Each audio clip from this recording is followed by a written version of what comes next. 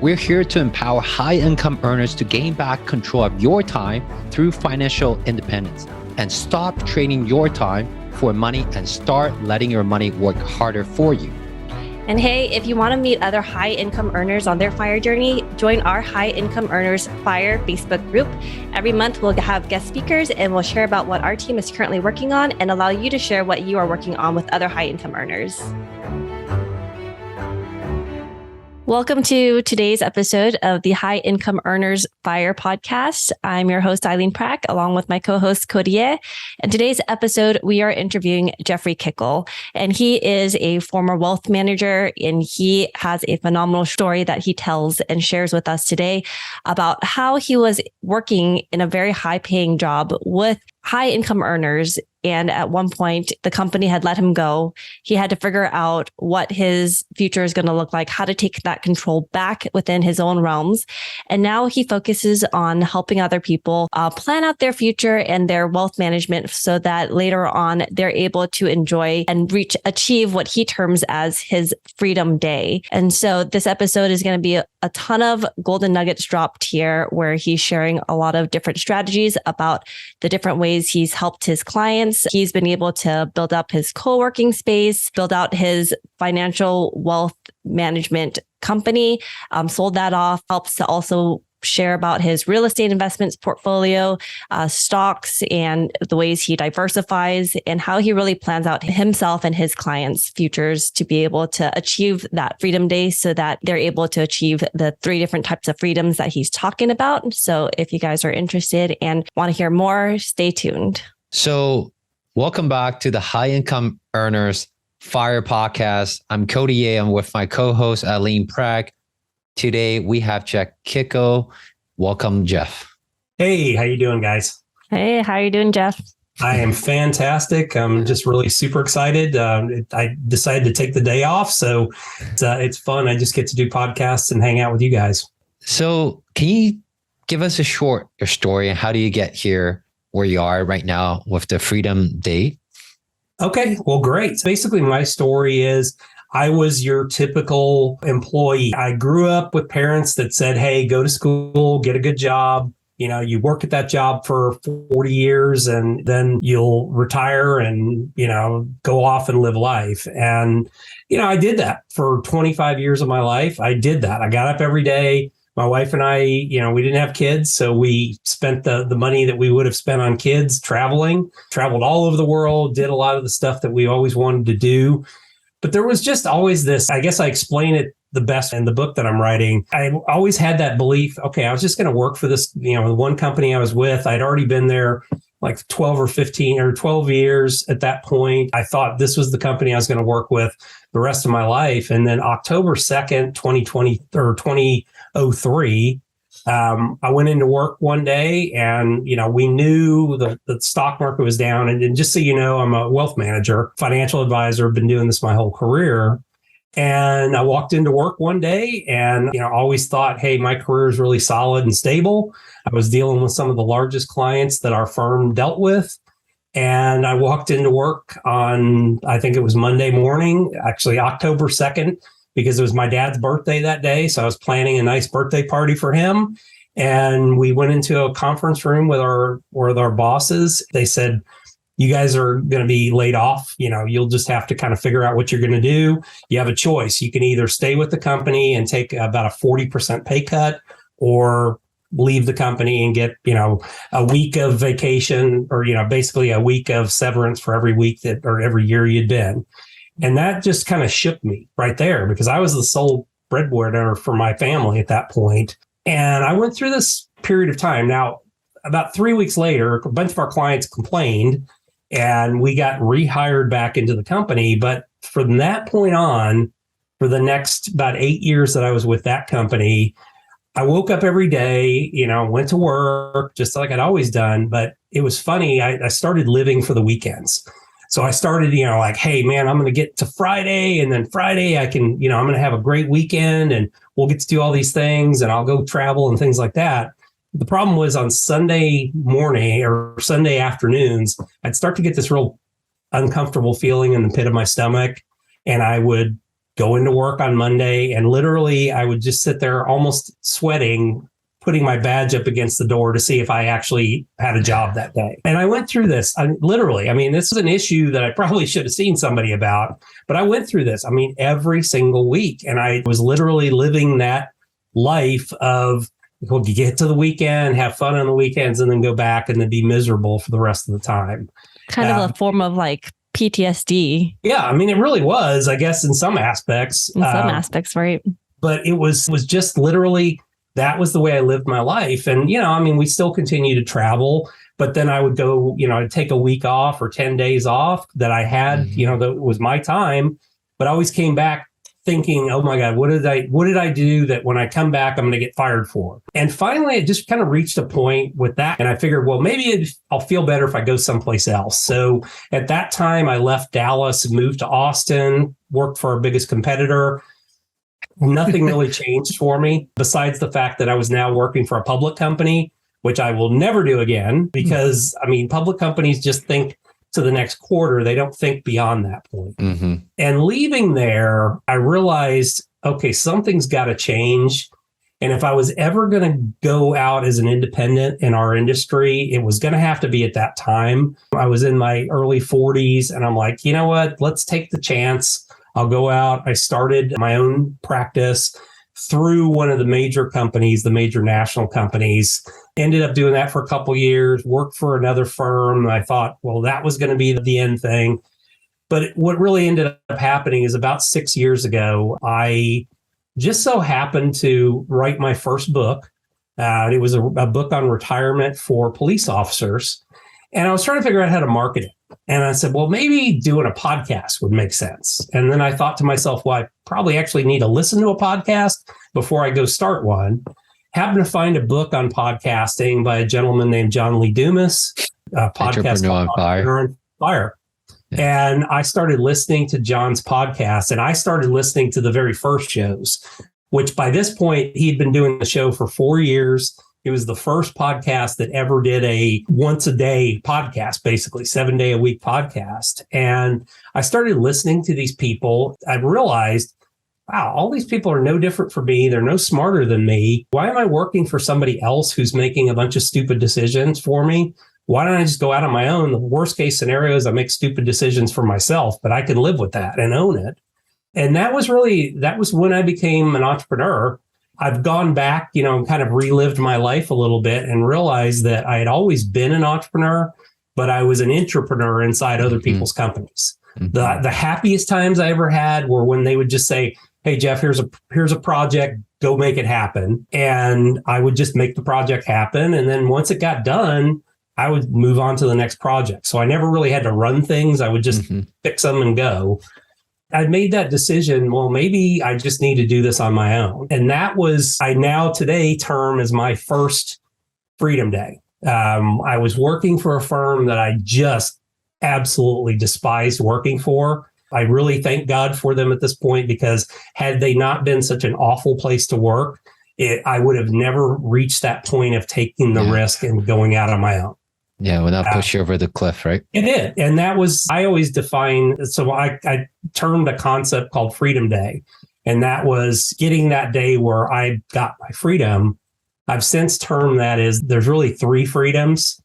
There's the freedom of time. And that was this first phase for me, was I got my time back. So I wasn't having to go into the office. I wasn't having to do what somebody else told me to do. I gained my own time so that I could go out and build something on my own. And that was that first phase of this. That was March 1st, 2004 or 2016 that I did this. I'll come back to what's the other 2. But I really have a burning question for you. You were a wealth manager for a lot of high income earners, or even high net worth, ultra net worth, family office, maybe. That's all I did. What did you learn from them by managing money? I learned that, a vast majority of my clients that I work with, there were very few people that were in that high income space that were employees of somebody else. I mean, there were a few that, were in the high tech space. They had done extremely well. They had a lot of stock options and things like that. the company that I work for was the largest 401k provider for, most of the S&P 500. Mm-hmm. So I dealt with a very small subset of the population that was these really key high income earners. But, the majority of the people that I worked with were people who had started their own businesses. They had found some way of kind of breaking themselves free from that 9 to 5 grind, 4 to 5 days a week, to creating their own incomes, whether it was through real estate, whether it was through investing in the stock market. It was all those type of things. So after you've achieved your Freedom Day, what did you do afterwards? Or what are the things that you focused on to, create additional income for yourselves to be able to maintain the next phase in your life?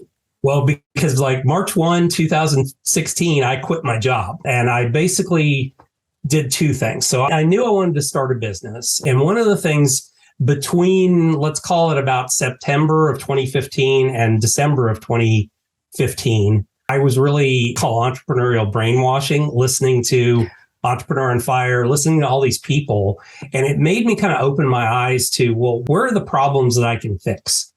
And one of those was that I saw this in my own world, because my office was 30 minutes away from where I lived and worked mostly. And they kept making me come down to that office. Well, for me to work, I really had to come back into my own area, where I lived. And there was no place to meet.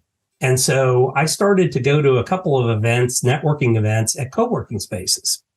And I said, we don't have anything like this in Cedar Park where I live. I live in the north part of Austin, Texas.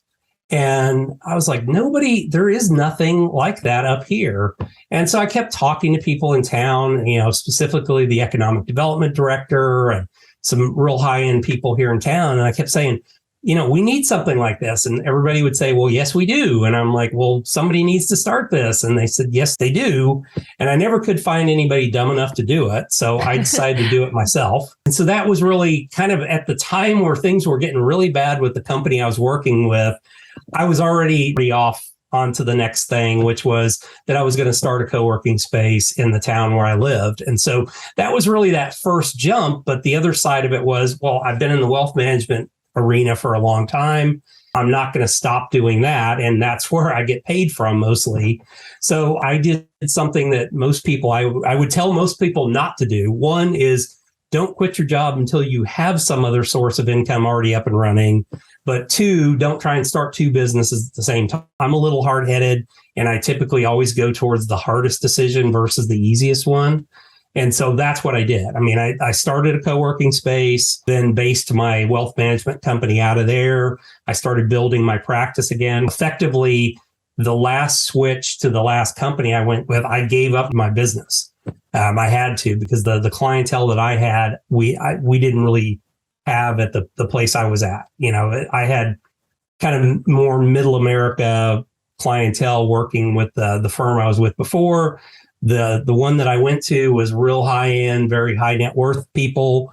Well, I didn't build up enough of a book there. And when I left, I kind of went out on my own again and had to start from absolute ground zero, which was, it was not fun. And there were some really, really hard years in there for the first 2 or 3 years until we really got our footing with the co-working spaces. And then also my financial practice really took off. So how does your financial practice and your co-working space, how are they doing right now? Really well. So our co-working spaces, I lost a lot of friends that own co-working spaces during the pandemic. It was tough when you had a lot of people that, you have a physical space and you go through a lockdown where people aren't coming out of their houses. For us, it was actually kind of an interesting thing. We're not a suburban, or we're not an urban co-working. That's where most of the big co-working spaces like the WeWorks and some of those, they were in the urban areas. Well, there's not a lot of people that live in the urban areas. A lot of people would come in from the suburbs and work like in downtown Austin. We're actually a suburban co-working space. So we're in people's neighborhoods. And so what happened is we lost at the beginning a lot of small business owners that just panicked and, they were, went under their shells and hid. But what we found is we were getting a lot of people who were employees of companies who were now working from home, and their kids were working from home, and their spouses were working from home, and they were all fighting for internet time and all that. So we gained a large portion of our current clientele during the pandemic. Their companies have said, hey, you're going to be working from home permanently now, but if you want us to pay for some place for you to go, we'll pay for it. And so that's really what we've seen is people there. The wealth management practice has been phenomenal. The last 3 years of our wealth management practice were just absolutely amazing. 2020 was a fantastic year. We work mostly with business owners. So we had a lot of folks that were kind of reaching the point of, all right, it's time to hang up the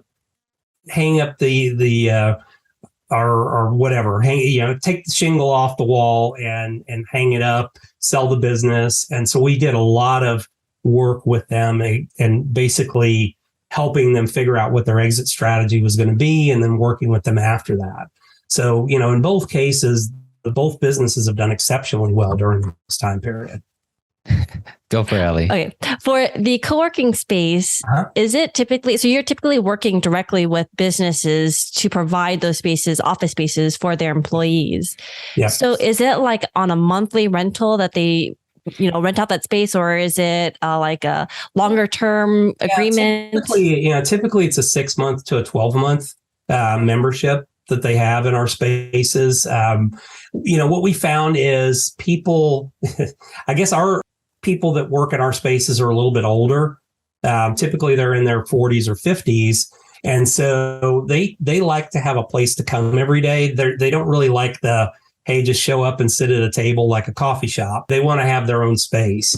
So, we've got everything from what we call a hot desk or a dedicated desk up to offices. Well, those things have stayed full for the last, several years. And, those are longer term. So we have predictable income that's coming in as a result. And then now we've seen for the first time, we've seen a bunch of people coming in that are more just, hey, I kind of want to work for a couple days at a table, and then I'll go home and work from home, and then I'll come back and work. And they're fine with just working at one of the open tables. Mm-hmm. More like an internet cafe now. Yeah. Yeah. I mean, it's been interesting and it's fun because you've got such an interesting subset now of the business community. I think, from what I've seen in my world, small business is starting to come back. And they are realizing the value of having a professional place to come and work versus going to, the coffee shops or sitting in a restaurant. Like I did before I did this, I would meet clients, at a coffee shop, or I'd meet them in a restaurant or something like that for coffee. And, people are realizing the value of having a professional space to bring clients to. Now, your financial services, you kind of mentioned that your typical clients are business owner after they exit. And can you kind of walk us through an example of that? How do you guide them, and what kind of things do you tell them to do after they exit? We have two, and so just kind of let you guys know. So I reached kind of my second phase of Freedom Day, which was financial freedom.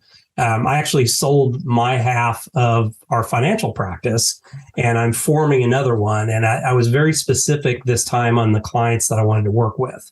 So my clientele are typically successful professionals. So whether they're like doctors or lawyers or tech professionals, and then business owners. And really on the business owner side, who we work with are what I would consider kind of mid-career business owners. They're people that aren't, ready to exit from their business tomorrow, but they've gone through the startup phase. They've gotten successful. They're cash flowing well. And now they're kind of looking at, well, what is the next step for me? What is that next logical step, for me to be down the road? And that's really where I work with them. Is I sit them down and start to plan out, all right, what is what does your exit look like? I mean, are you going to sell the business down the road? Are you going to, sell it internally to, one of your kids or to key employees? And I help them build that strategy out. And then we start to look at, all right, what do we need to do from your personal scenario to replace this income that you're going to need, whether it's selling the business, whether it's starting to put other things in place. A lot of times I'm helping them to start to diversify their income streams. So at that point, they may have just been completely 100% focused on their business. Their money's been tied up in there. Now we may start looking at, all right, well, let's take some of that cash flow that's coming in. Let's put this over here towards some real estate. Let's start looking at building kind of a real estate ladder for you. Let's start to build an investment portfolio, because some of them may never have had an investment portfolio. Maybe is there opportunities to go out and invest in other companies at this point? Some of them even are looking at, how can I start another thing like maybe a franchise? So we're looking at those type of things, but more than anything, what we're trying to reach is what I call their minimum expected or minimum essential income, MEI. So what do we need to replace from an income perspective for you to be able to live? And, some of that may come from the sale of the business, but I also want to de-risk that by having other sources of cash flow that are coming in. When you're looking at all these other different cash flows and ways to generate income, is there a general, everybody has a different portfolio. Everybody's going to have a different portfolio and, based off of their needs. But is there typically a profile that you start off with first in terms of diversification and then move forward from there and adjust as needed? Well, and so what I do differently now, I developed a method that I call the Freedom Day method, which is basically a strategy I used to use when people were starting into retirement. It was an income strategy. I just took that strategy and pushed it forward.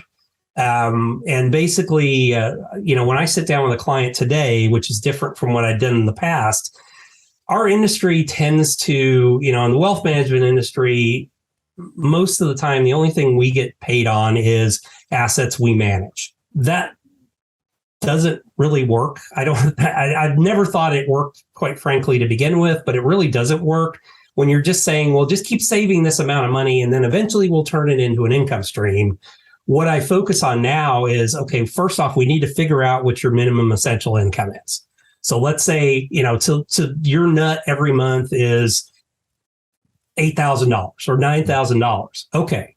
So what can we start to put into place over the next, let's say, 5 to 10 years that's going to be able to generate that $8,000 to $10,000 of income that's your base need? So, all right, that might be building an income stream out of real estate. There's some insurance strategies that we use that leverage an insurance policy to generate an income stream. There is, buying a business, buying into a franchise.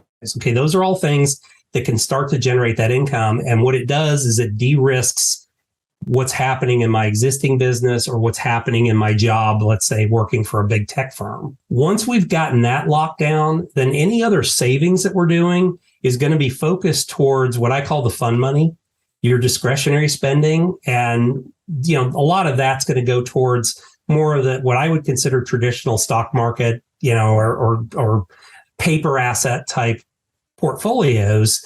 And what it does is it takes a bunch of the risk off of, it takes a lot of or makes a lot more comfort, I would say, for somebody, because if your entire future is based on the stock market, it's going to drive you crazy because it's up and down and everywhere else. And you don't know that we can't predict that at some point you're going to have the income you need. But if we've chosen some of these predictable sources of income and we know that, let's say 8 to 10 years down the road, you're going to have the income you need to cover your daily nut, then any of that extra savings, anything else that you do is just going to go towards your fund money. And you're not stressed about your fund money. I mean, yeah, okay, so maybe I don't get to take that big trip the first year I, get out or I get my Freedom Day, but I know it will be very soon after that, and I'll have some recovery in there. Mm-hmm. So let's play a game, Jeff. Yep. I'm 31 now, so I'm probably not a good typical listener, even though a lot of our listeners are probably around my age, millionaires. But it could be. I mean, it just depends on where you are. Yeah. Let's say is our typical avatar for a podcast. 40 years old, 2 kids. Yep. Just sold his business for $3 million. He has $3 million cash right now. This guy named Jimmy. Yep. Jimmy come to you and be like, Jeff, help me out. Let's play that role game. So there's 3 phases that I would say of the Freedom Day method. So first thing we're going to do is we're going to look at their current situation. So, all right, are you carrying any debt? We're going to make that go away immediately. We're going to figure out what your minimum essential income is. All right. Now, of that $3 million, what do we need to commit that's going to be able to generate that? And how would we do it? Okay. What's your poison? You just sold a business. Are you interested in getting into another business at this point? All right. Maybe we'll look at a franchise that you don't have to be involved, in it day to day. You can be an absentee manager of the business. Maybe let's set up a real estate ladder at this point. Let's build a real estate income portfolio that's going to generate that income you need. Or like I said, there's some income strategies we can use with insurance, but we really need a little bit of a runway for those. I would say 7 to 10 years. So we might start to put some of that money for a few years down the road. Let's look at what we can use to generate income today. Once we've done that, and once we know our minimum essential income, then we need to go through an exercise that I call, it's basically freedom of action. And this is, I think, what's different in my approach from a lot of people that are out there. I want people to start to think about what it is that you've done in your life that was expected of you. I'll give you a great example. I just went through this whole process with myself. When I really discovered this, I went through this process and I put together a bucket list. And I don't like that term. I think it's very negative, but I think the term, the thought process behind it, what should we be doing? Or what do you want to do before you die? What are those things that you need to check off your list before you die? And I put together a list of 100 things in my own life. One of which was, and this is the funny one, the first one that I checked off my list, I said, number 23 on the list, I want to have a private concert with the Eagles. Right? And I'm like, this is never going to happen. It'll never happen, but I put it out there to the universe. The day after this happened, I was at an event for one of the large vendors I deal with. I'd won a trip out to California. I was in the process of doing all this planning while I was out there. And sure enough, that night they had a concert and Don Felder was there, who was one of the original members of the Eagles. And I'm like, okay, just throw it out to the universe. Check that one off the list. But just recently, I'm like, on my list was, I want to own a sports car. Never have in my life. I've always bought the car that was expected of me, not the car that I wanted. And for the first time ever, I'm like, you know what? Damn it. I'm going to buy the car I want for a change.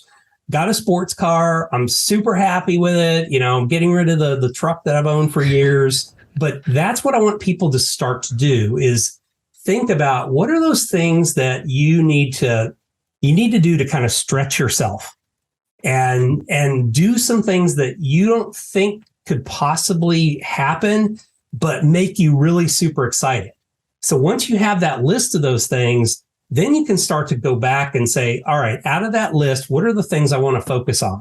And I would typically tell people to focus on about 4 of those things at a time. And they're things like, what do I want to be? What do I want to do? Where do I want to go? And figure those things out, figure out what the price tag is, and then you can start really working towards those very specific things.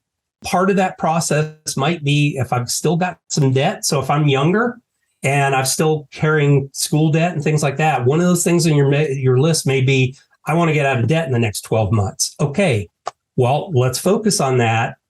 And I'm like you guys, I'm not of I'm going to live beans and rice and beans, that kind of crap. I'm going to say, well, what can I do to either utilize my mind and sell what's in my brain? Because I've got 30 years, 35 years of experience. What is it that I know that I can sell knowledge to somebody and not time? Because that's the other part of this is I want freedom of my time. And I don't want to just, basically leave a job and then go buy a job someplace else, and then I'm just in the same situation. What can I do to utilize my brain, sell something to people that will be something that's repeatable that I can sell, and then I can go back out there and say, all right, this is what I need to do these things on my list. All right, that's fine. I have something that I'm working for, and these are things that excite me. Does that make sense? Yeah, it makes a lot of sense. And we kind of talk about, if Jimmy walks in at 3 million, you say, yeah, any debt pay off. Yep. Determine minimum income requirement. Figure out what it is. And then what I always say is create what I call a freedom engine. So figure out something that is going to be an engine to help you reach that financial freedom that you need. That's through real estate, some insurance policy. Buy a business. Yeah. Real estate, buying business, start a business, use some insurance strategies that can get you there. There's a multitude of things, but those are really the big four is, all right, start a business. I mean, I'm one of those people, I don't do well buying in other people's systems. So I just don't see myself ever buying a franchise. But for somebody that's not real super creative, and that's just how I'm wired, once again, I always tend to go towards the hard way instead of the easy way. But if you're somebody that's sitting there today in a cubicle, or you're working a job where you're working 80 hours a week, what can you do? I mean, there's a ton of franchises out there that don't even require you to necessarily be involved day to day in that business. You can hire somebody to run it, and you just oversee the business. $20,000, $40,000, $50,000, you can do that right away and start to generate an income. So once you actually achieve that freedom day, you've put all these wheels in place in motion so that you can achieve and, get to that freedom day. What happens afterwards? You've had so many conversations with so many different people. And then for yourself included, once you achieve that and you're like, okay, I'm at my freedom day, what's tomorrow look like? Yeah. And that's where I see some problems with some of these strategies of, retire early. But the problem is you retire early, and then what am I going to do? If I'm Jimmy and I'm 30 some odd years old, I've got another 60 some odd years to fill in. That's where you really have to figure out what you like and what you enjoy. For me, it is, I have the ability, like in my world, I have more than enough money to never have to work another day in my life. But I'm 54. What am I going to do for the next 40 years? Well, for me, what is it that I love? I love writing. I love doing stuff like this. I love working with clients. So for me, it was, if I could do anything I wanted to in the world, and I had this moment about 6 to 8 weeks ago when I was talking with my partner, and I had to sit down and do this with myself. Well, what am I going to do for the rest of my life? I don't really have to work. And the reality was I love doing what I do. So I'm just going to redo it exactly the way I wanted to. And now it just kind of matches the whole Freedom Day philosophy for me. I will continue to do wealth management, financial planning for people, but I get to do it in my own world. And this is what I love to do. There are people who, and I tell people all the time, and this is a conversation we have, let's look at what you're doing today. If you enjoy what you're doing today, when you reach your Freedom Day, that first day you woke up and you actually didn't have to get up and go to work that day, if you love what you're doing, you're just going to go into work and be happy and enjoy your life. But all of a sudden, the weight of the world is off your shoulders when it comes to, am I going to have enough money to live on? That question goes away, and you may just continue on doing what you're doing, and you're going to be a very gloriously happy person. Now, the other side of the coin is, if you're miserable today and you hate what you do, and I don't care how much money you're making doing it, you reach the point where you can cover your minimum essential income, and you realize that you're probably going to be the worst possible employee that's ever existed. And those are the people that I would say, all right, you need to be thinking about what you're going to do afterwards. Is it going to be that you're going to start a business?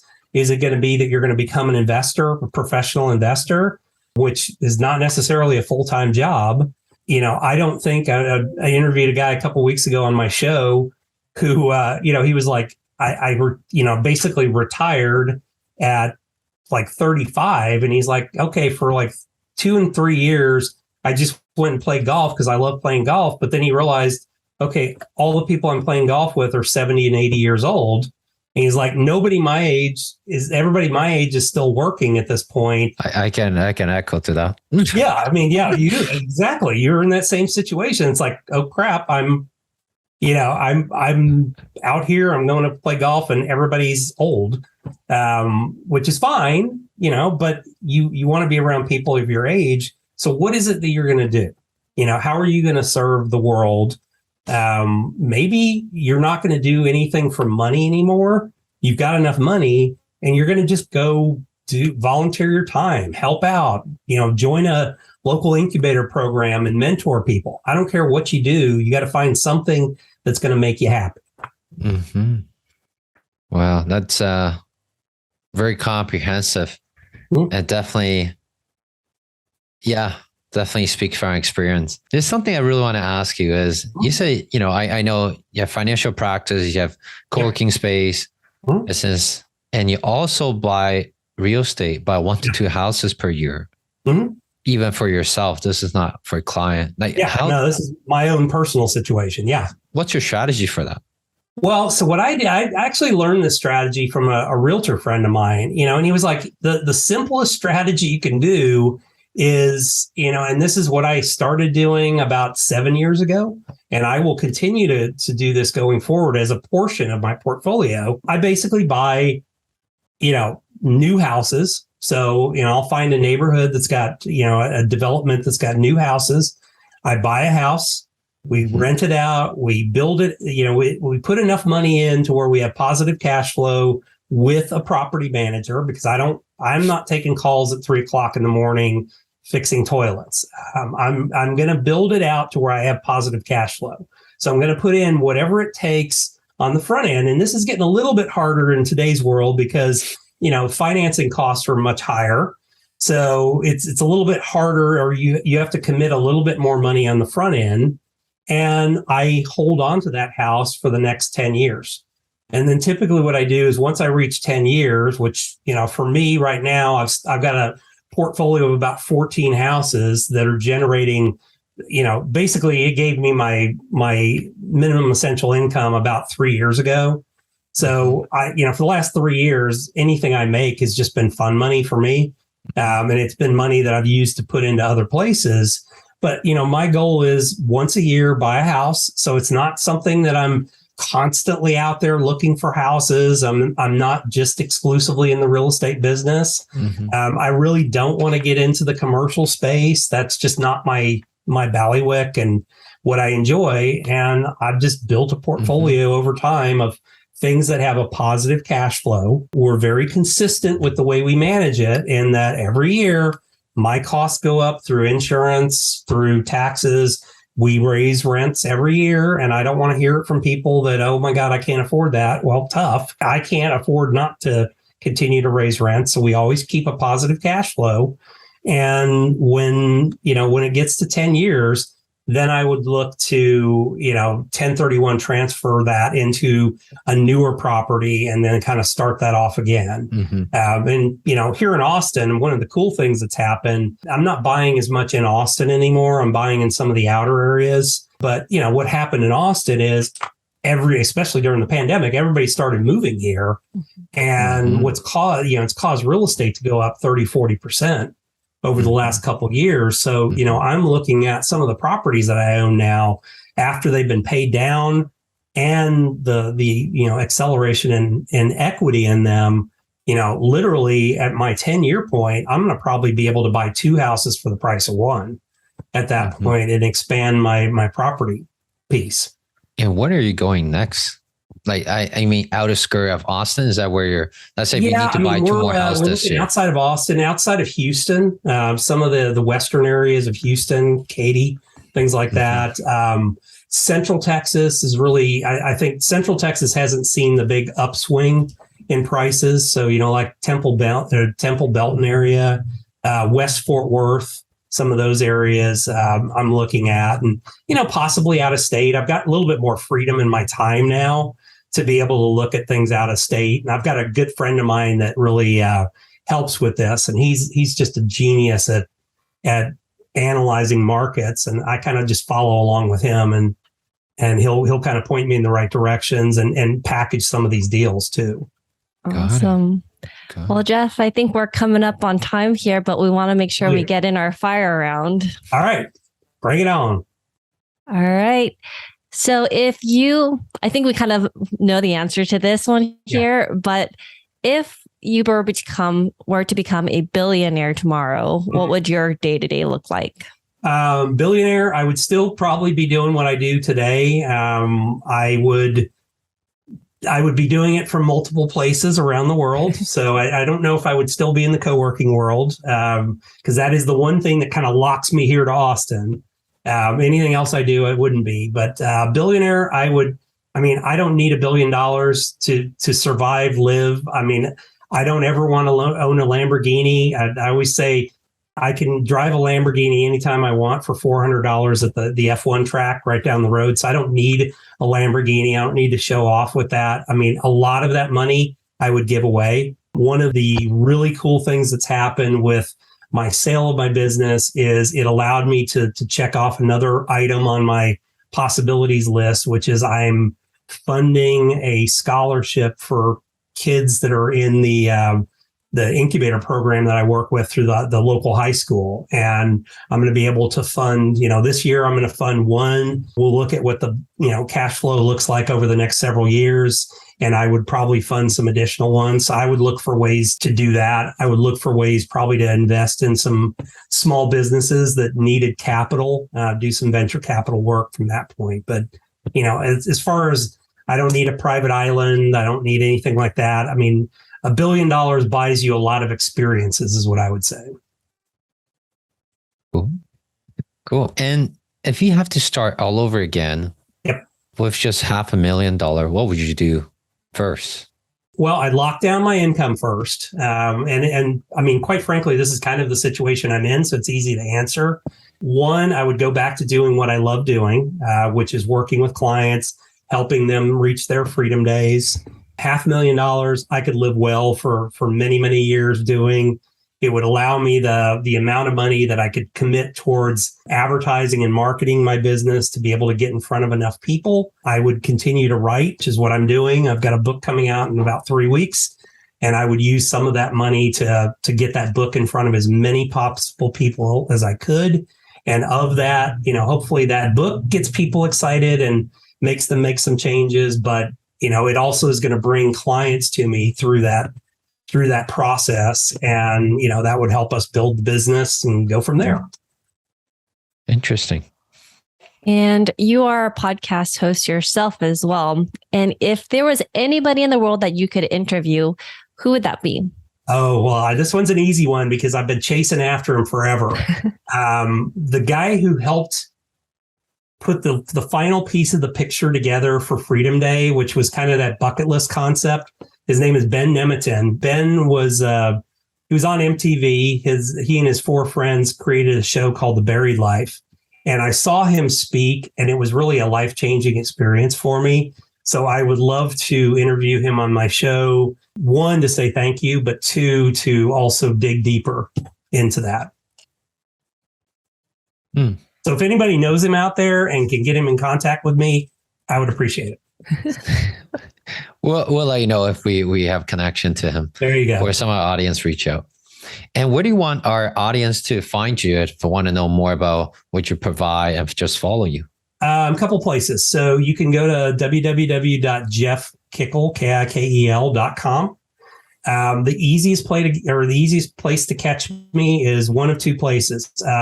Either on Instagram at Jeff Kikel, JEFFKIKEL, or LinkedIn. Those are the 2 places I play online. We're going to be launching a new YouTube channel here. In fact, it's launching on Monday, including a whole bunch of stories from the shows that I've done, including Cody will be on there. But I've got a lot of these interviews that I've done, and typically we did audio interviews, but I've recorded them video wise too. And we're going to be putting those freedom stories on there. I'm going to be talking a lot and teaching a lot about the concepts of Freedom Day and different things from an investment standpoint. So that'll be Freedom Nation, Jeff Kikel. You can find us on YouTube as well. Coming Monday. So that'll be early September. We're recording this September 2nd. So that'll be September 5th. So by the time this episode comes out, it's probably already available. So if you want more freedom, go find Jeff on the Freedom YouTube.